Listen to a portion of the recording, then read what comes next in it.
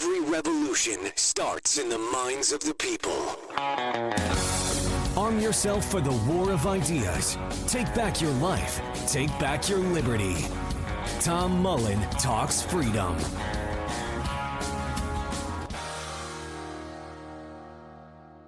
Hello, everyone. Welcome back to Tom Mullen Talks Freedom.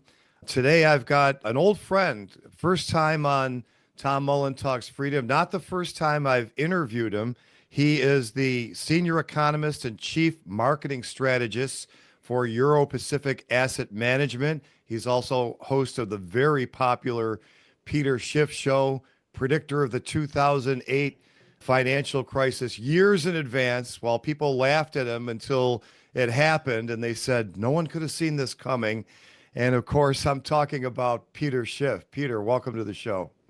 Thanks, Tom. And it's market strategist, not marketing, although I do a little marketing too, but it's mainly coming up with the strategy for our investment portfolios, the big picture stuff. I've got a lot of portfolio managers that work for me on picking the individual stocks that we buy, timing the buys and sells of those stocks. But I kind of get the general macro theme as to, the types of stocks that we want to focus on, the regions, the countries that we want to overweight, stuff like that. And, we're having a phenomenal year this year, solid double-digit gains, even as the U.S. market is falling apart.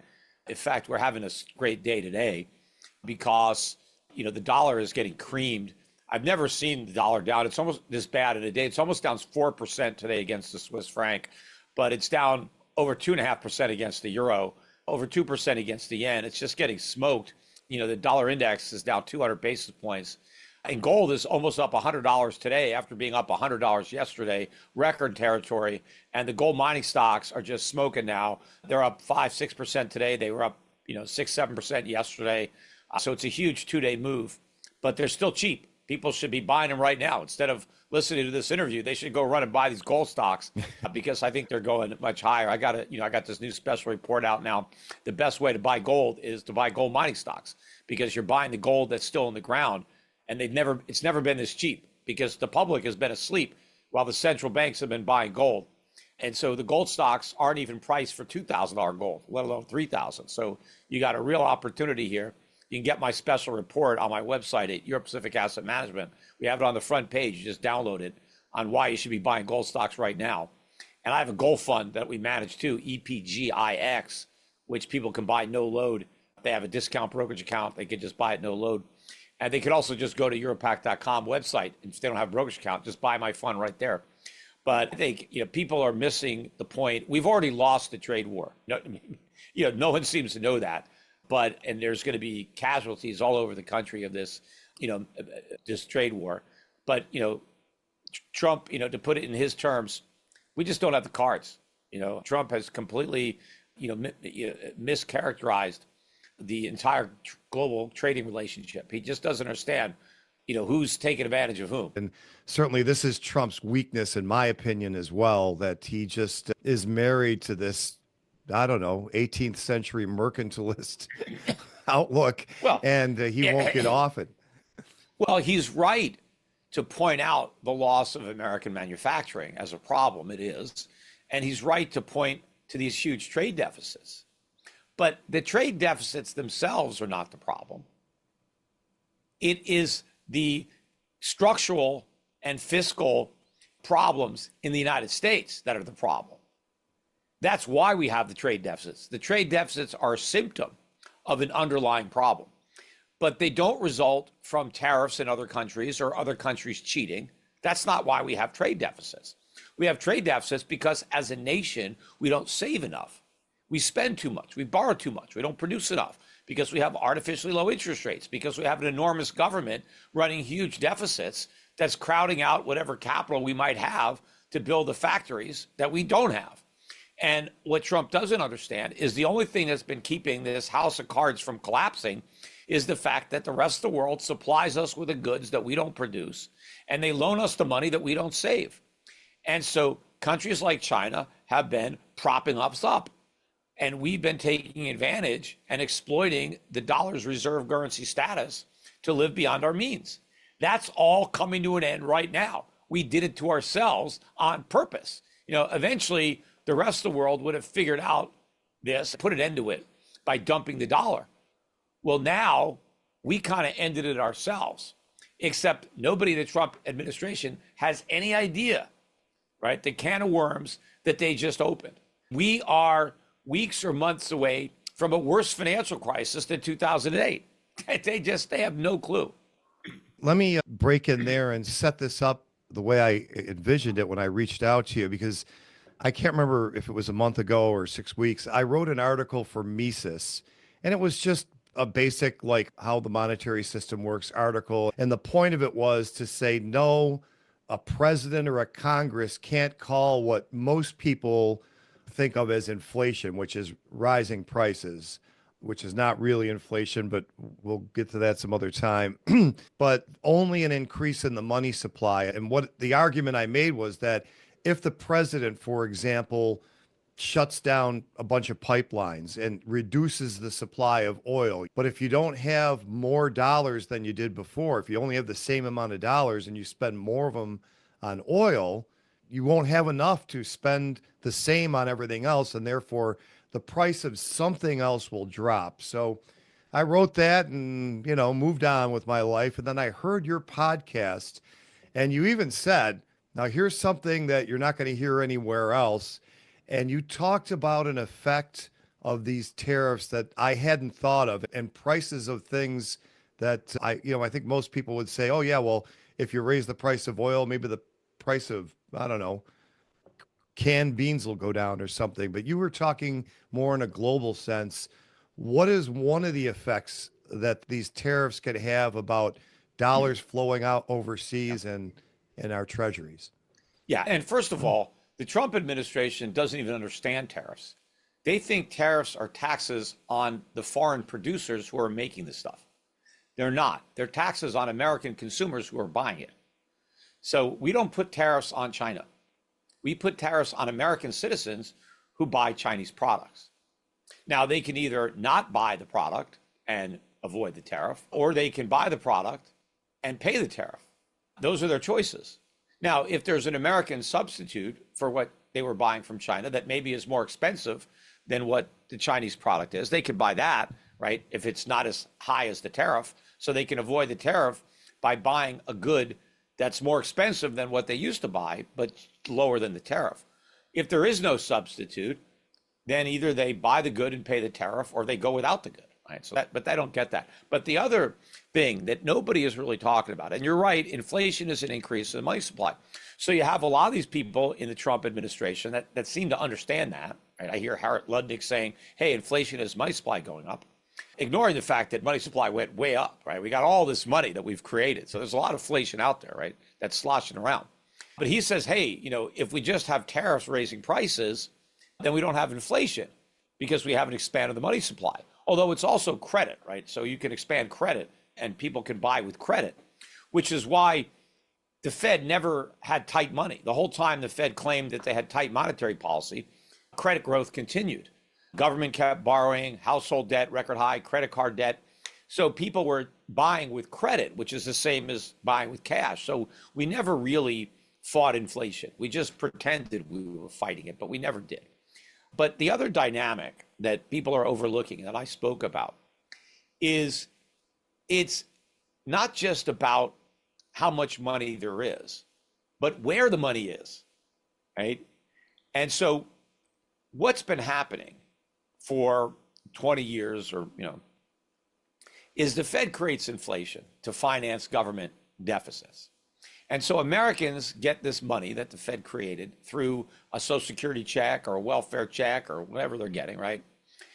And they got all this money. But we didn't produce anything for them to buy. We have services, but with the goods that they want to buy, we didn't make it, right? Now, if we were just a closed society, right, all that money, would bid up prices, right? Because, we have some goods, just not enough. So prices would go up. But what we do is we take that money and we go shopping in China or someplace else. And the Chinese take those dollars and ship us stuff. And so the inflation, we send that to China. They send us goods. So the money leaves and the goods come in. So that keeps the prices down. right? Because our inflation is in China now. It's not here. Now, what do the Chinese do with that money when they get it? They loan it right back to us. They buy treasuries, right? And so they actually give the money right back to the government, right, in the form of a treasury.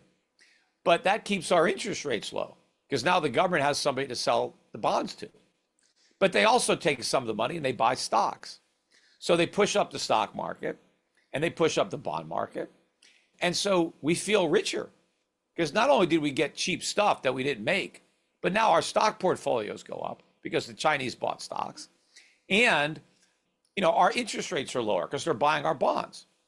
So, we get this huge benefit, low prices, low interest rates, and our stock market goes up. But of course, if you look beneath the surface, which Trump is doing, we're getting poorer because we're selling off our assets. We're going into debt. We're selling our real assets that produce income that now we have to pay dividends and interest abroad or rents abroad, and we're just spending it on consumer goods. So we're sacrificing our future, but we're indulging our present. We're living up beyond our means. So all this inflation, a lot of it that the Fed creates ends up on Wall Street, not on Main Street. Well, what happens if the trade deficits shrink or go away, right? Trump actually wants all the trade deficits to go away, right? And he wants to force them to go away right now, right? Well, let's say that happens. Okay, so we have all this money that we have printed, massive deficits. We're running, $2-3 trillion a year deficits. Government's sending everybody a check. Now they can't take that money to China anymore. They got to spend it here. Well, there's not much to buy. So prices go through the roof because the domestic money supply has soared. Also, what are foreigners going to do with their dollars? They're not going to buy our treasuries anymore. And so they're not going to buy our stocks because they're not earning the dollars anymore. They don't have to reinvest the surpluses because they don't have them anymore. And so our stock market crashes, our bond market crashes. So the inflation now moves out of financial assets where it made us rich, and it moves into consumer goods that make us poor because now everything we own has come down, but everything we need to buy has gone up. That is the process that Donald Trump is about to set into motion. And these guys are clueless about what's about to happen to them, right? They think there's a light coming, and I don't know what they think. It's like a star, and it's an oncoming train that's about to hit them. And you can see this, and they keep saying, "Oh, but we're so important because we're the consumers." Anybody can consume. That's the easy part. Producing is the hard part. Supply creates demand, not the other way around. If demand created supply, there'd be no poverty, right? It's supply. You have to be able to produce. And what does that come from? Savings, self-sacrifice, underconsumption, capital investment, the stuff that we don't do anymore, the stuff that we outsource to China. So our problems are made in America. That's one of the few things that we still make in America is problems.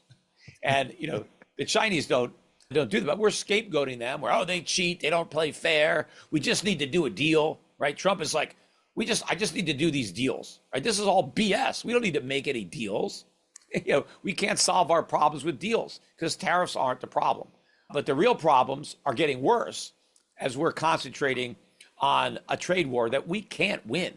Now, there are other ways to go about solving these problems, but they all involve leveling with the public about how much pain there's going to be to get to the promised land. It's not an easy trip because we have to stop spending and start saving, which means we need higher interest rates, not lower rates. And, so a lot of things have to happen that's going to upset the way we've all been living. But it's now about to happen anyway. A lot of people I see online are hot and bothered about the Chinese owning farmland. And that's kind of the first thing I think is that, we sent them all these dollars and what are they going to do with them? They're just trying to buy something with them that has some value and might appreciate, mostly treasuries. And then, they buy some land. And as you said, they buy some stocks. Is there any argument that he does this and it's a lot more painful than it has to be, but that it somehow forces the investment into building those new factories or no? It's never going to happen. You can't force somebody to build a factory here. And of course, it would take way too long to make the investment and the time They're just not going to do it, especially when the only reason it may be volatile is because of protectionist tariffs that could go away at any moment. Who's going to take the risk? Trump's tariffs are producing the opposite of what he expected. He thought that the minute he put all these tariffs on, capital would rush into the country. Everybody would want to, build their factories here to avoid the tariffs. Instead, it's ignited capital flight. We're having across the board liquidation of US stocks, bonds, and dollars. And everything is tanking. And what I think is happening, I think China is already working with Europe, where China is going to be buying European sovereign debt as it sells treasuries. That's one of the reasons that the euro, I think, is up so high today, because I think China, the euro's at more than a 2-year high today. And so, and this is a huge move on no news, right? There's no new news today. So China's got to be buying euros, and they're buying European debt, which is great for Europe because now they get the benefit of having China buy up a lot of their sovereign bonds. Germany needs to sell a lot of debt now because they need to build up their military because we told them that we don't want to defend them anymore. So they need a lender. Well, fortunately, China's there. It just will stop lending to America and it'll lend to Europe and it'll buy euros. When they do that, the euro is going to go up. And now the Europeans are richer. Now the Europeans can buy more Chinese products because they got all these products now that they can't sell to Americans. So they'll just sell them to Europeans. It's a win-win. Europe wins, they get more consumer goods, they get lower interest rates, and China wins because they replace America with a more reliable customer, trading partner. And we're the last man out. We're screwed. We just lost our biggest lender, our biggest supplier. And, Trump thinks that, we're going to unite the whole world against China. Why? What is China doing? Making all the stuff that we need? What are they doing it so bad? Yeah, I get it. They pirate some of our stuff. All right, they do some things. But at the end of the day, our lives are much better because of what China's doing, right? They're not hurting us. They're not putting a gun to our head and say, hey, buy this product, American. We're buying the products because we want them. And again, nobody buys anything from the Chinese government. You're talking about American citizens buying products made by Chinese citizens, right? Voluntarily, because they like the products. They satisfy their needs better than any products available in the United States. So why are they the enemy?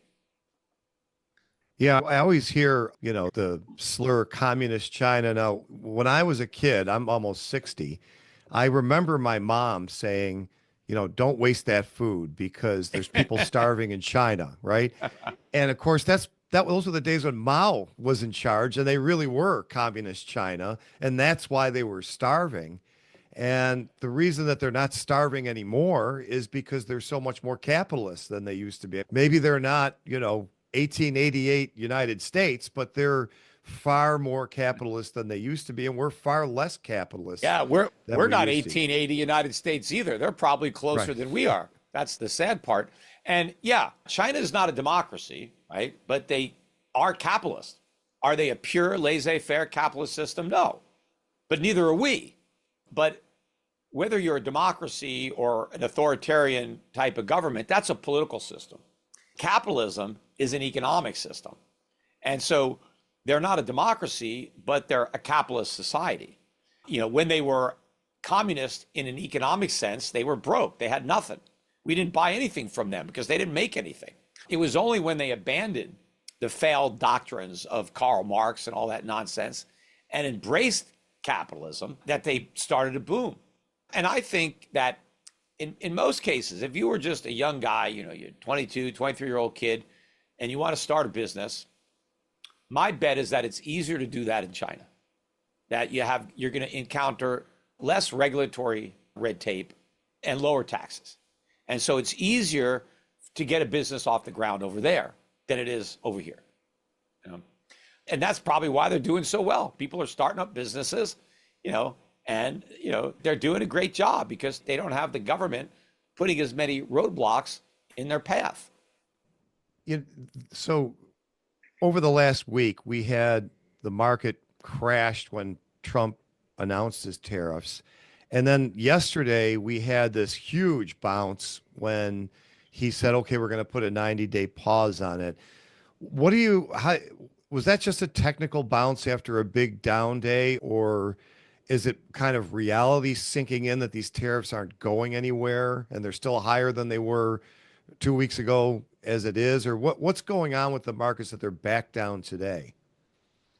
Well, first of all, yesterday's rally was just a bear market rally, and I said so, late yesterday that it was an opportunity to sell. Look, the reason the market rallied yesterday was because there was some relief from Trump's idiotic plan, right? Those reciprocal tariffs were horrible. They weren't reciprocal because they weren't in response to anything.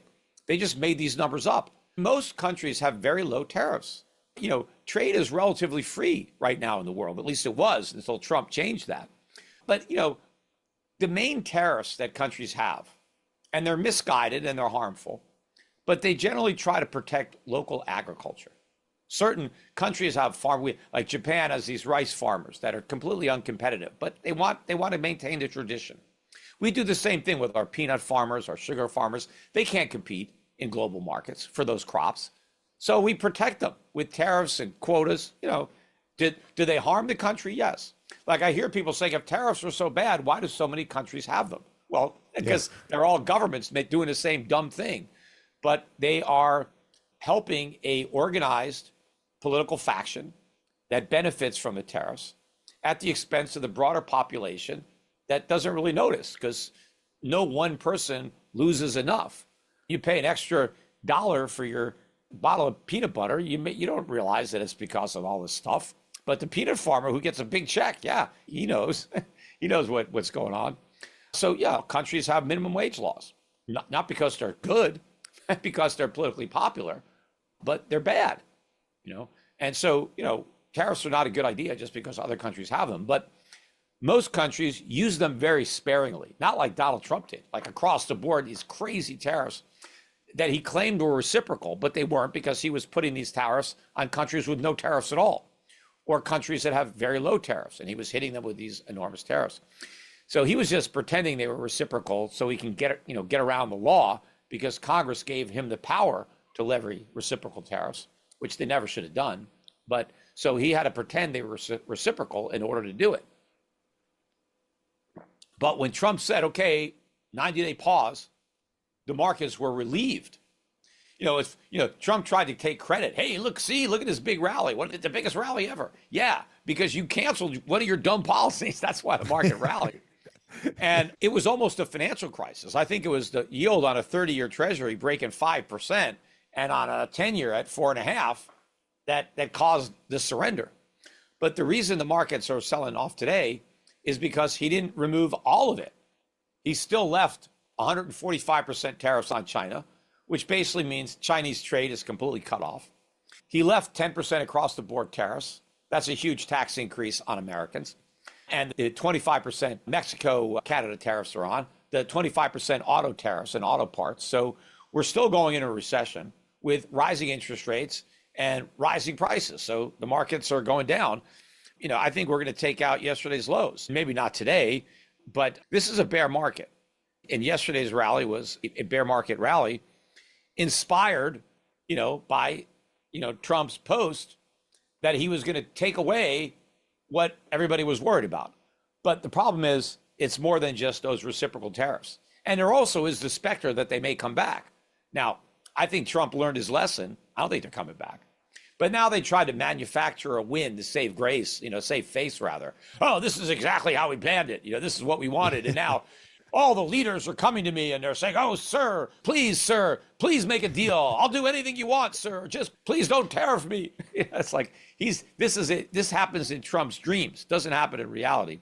But I think to the extent that he thought he could use tariffs as a negotiating leverage, he's lost that leverage, because he's now exposed how harmful they are to us.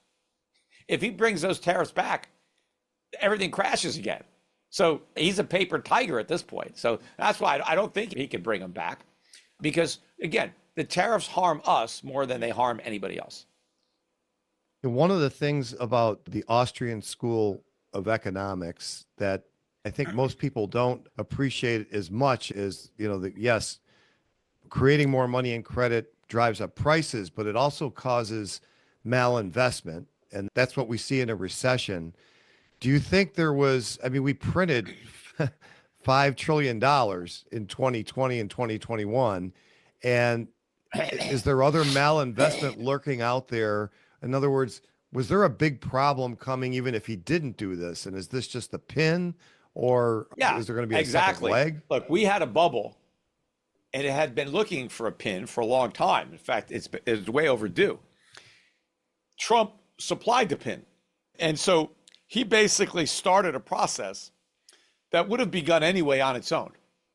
He just accelerated it, which in a way is good, but the way he's going about it is bad. And it's going to backfire because they're going to blame capitalism, they're going to blame the spending cuts, and it's going to embolden the socialists and the Democratic Party to rise to power first in Congress in 2026 and then in the White House in 2028. Because like they blame the financial crisis on capitalism, they're going to blame this crisis, which is going to be far worse. They're going to blame it on capitalism too. What did you ask me? No, I just forgot. Yeah, I was going to say that. You asked me something though, and I forgot what I was going. Well, is there other malinvestment out there that? Oh yeah, that we're going to see unwind? There's malinvestments everywhere. Obviously, we've overinvested in services. We have way too many shopping centers and malls and stuff like that. They're going to be empty, right, without these Chinese products, right? Companies like Amazon are way too big because we really can't afford to consume all the stuff that we're consuming. We've also overinvested in a lot of, white collar office stuff because now we have to start making stuff. So, we need more factories, we need more mining in this country because, if we can't import all the raw materials, we have to start digging them out of the ground ourselves. So we have to go back to work, and one of the biggest malinvestments, most obvious to me, is the crypto industry. All that is malinvestment. There's zero value created by crypto. It's just like a giant casino with a negative sum where some people gamble and win and some people gamble and lose, but there's a huge rake. There's all these companies that lose money that are operating in the crypto space. But it's all based on the idea that you get rich in crypto. It's a mass psychology that you just have to buy this crap and you're going to get rich as long as you never sell it. So we've managed to take Ponzi's scheme and just basically build this entire industry around it into this big, digital chain letter. But yeah, when the air comes out of that bubble and all that malinvestment is revealed, then everybody that's working in that industry is unemployed, right? So we have to get people out of the wrong industries to free up the resources and the labor and the capital to start moving the right ones. Trump wants us to build factories. All right, well, where are we going to get the money? What are we going to stop doing so we can build those factories?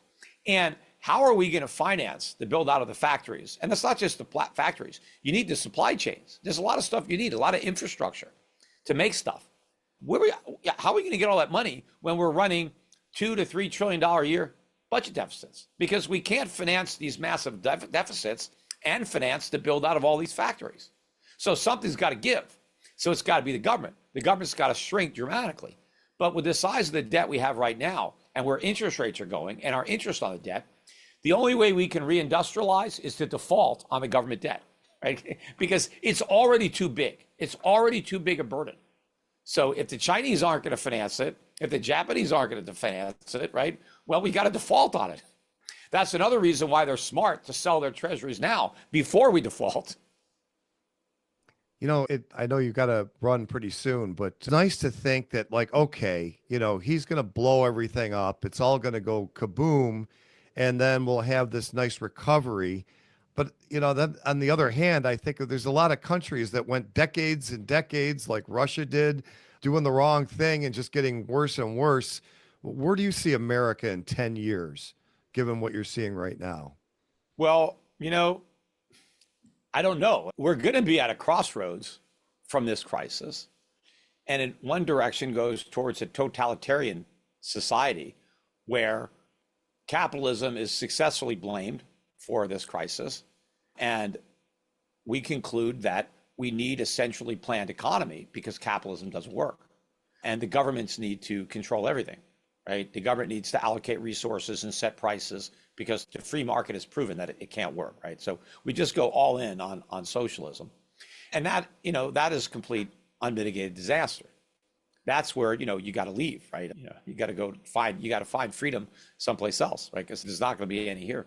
So that's like the worst case scenario. And of course, before we get there could be hyperinflation. So we might completely wipe out the value of the money. Now, that's always a wild card that's out there. But if we do the right thing, if, we do a Milei in Argentina, and we say, you know what, it's government that is the problem here. It wasn't capitalism, but a lack of capitalism. Government infected capitalism. And it was the government that caused the problem. And the central banks, which is a socialist institution that price fixed interest rates and kept them too low and created inflation. And so if we can go back to limited government and sound money, which is what built the country in the 19th century, and Trump likes to talk about how great things were back then. He likes to say things were great because of the tariffs. No, things were great because of capitalism. Because the government was so small, we had a booming economy. And because it was so small, we could finance it with tariffs. It was an easy way to pay for a small government. Just have a little tariffs. We didn't get rich because of the tariffs. We got rich despite the tariffs. But we had to pay for the government somehow. Fortunately, there was very little government to pay for. We didn't have an income tax. We didn't have a payroll tax, right? And we walked around with gold in our pockets, right? We didn't have this fiat money. But if we can carve a path back there, things will be very bad for a few years.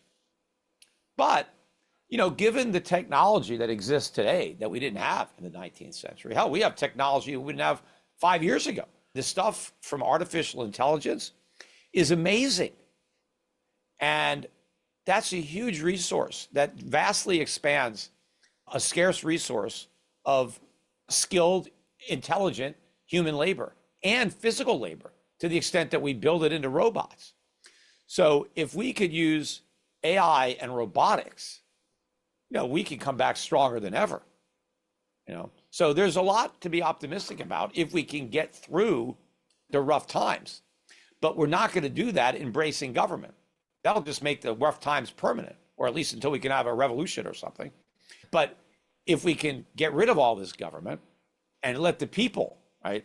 Like one of the things that Howard Lutnick said, one of the worst comments I've heard him make, and he's made a lot of bad comments. One of them he said, let Donald Trump run the global economy. He knows what he's doing. Like, let him run the global economy? He's not even supposed to run our economy, let alone the global economy. The economy has to run itself. That's what capitalism is all about. He's not there to run the country. He's there to run the federal government.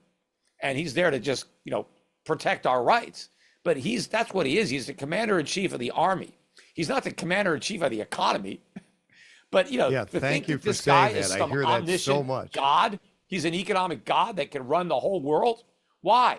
Because he made some money in real estate. He made money on The Apprentice. That qualifies him to be the micromanager and chief of the entire global economy. Yeah, it's crazy. Thanks for saying that, because I hear that and it just irritates me. He's the commander in chief, like he's the commander in chief of, I don't know, the solar system. But of the army, and that's not even of the whole government. So anyway, yeah, well, and Peter, there's a lot the problem is he's so polarizing, and you talk about Trump derangement syndrome. It works both ways, right? There are people who think he can't do anything right and equate him to Adolf Hitler, right? Those are his distractors. His fans think he can't do anything wrong, and he's like some kind of god, right?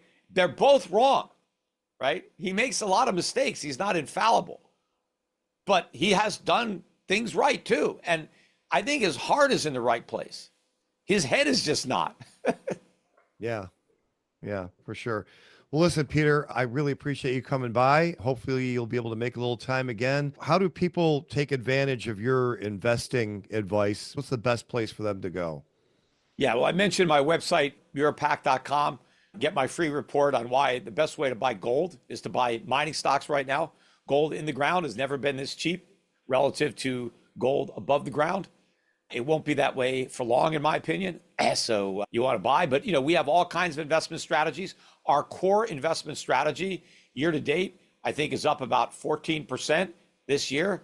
No shorts, all longs. The market is way down this year. We're up today while the market is down. We're having a great day. And it's not because we're short. We just own the stuff that's going up. And we don't own all the stuff that's going down. Not all of our stocks are up today, but more of them are up than down, so that the portfolio itself has nice gains. So we can manage your portfolio. We have separately managed accounts. We have a family of mutual funds that you can buy no load at any brokerage firm. The gold fund is EPGIX. I've got several others, but you can buy those on your own. But you could also, buy them on my website. Make sure to listen to my podcast. I do it once or twice a week, generally at schiffradio.com. Also on my YouTube channel. And I got my own newsletter, comes out several times a week. It's free. You can sign up to get it at schiffsovereign.com. So there's plenty of ways to stay in touch with me. Oh, and follow me on X. I'm getting close to 1.2 million followers now. I'm constantly posting on that website because, as I said, both sides have got it wrong. You tune in to CNN, MSNBC, it's all wrong. You tune in to Fox, it's all wrong, right? Everybody is just putting their political bias on what's supposed to be news.